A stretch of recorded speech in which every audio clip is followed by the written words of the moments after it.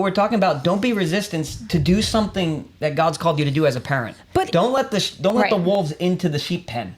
Right.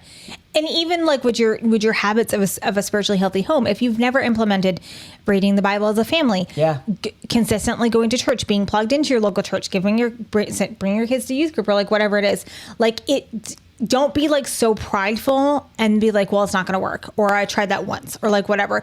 Don't resist that. Allow God to like move in that. Or even with the Holy Spirit, because it was a big thing, because that's been a big thing in our life, is don't be resistant to the work of the Holy Spirit in your children's life, because sometimes it can look a little bit crazy. Sometimes your kid can be having a vision of a girl with purple hair and say, something about the gospel. And you're like, what is happening here? Don't resist that. Don't quench the spirit in that, but even other things that we've done in our life, like, we took a hard,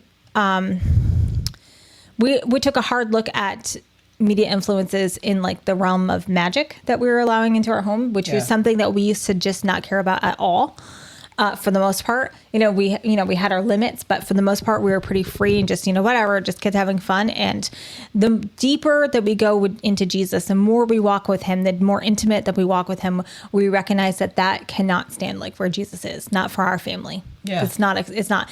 And we've been extremely loving and gracious with our children about it. We didn't just go and start ripping things out or burning books or anything like that.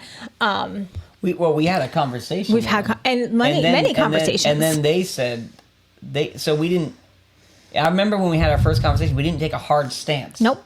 We talked about it as a family. We said, this is what mom and dad are. This is what we're praying about. This is what God's feeling. And then all of a sudden they started like, okay. Then they prayed about it. They prayed about it and they got rid of the things. Stuff. Yeah.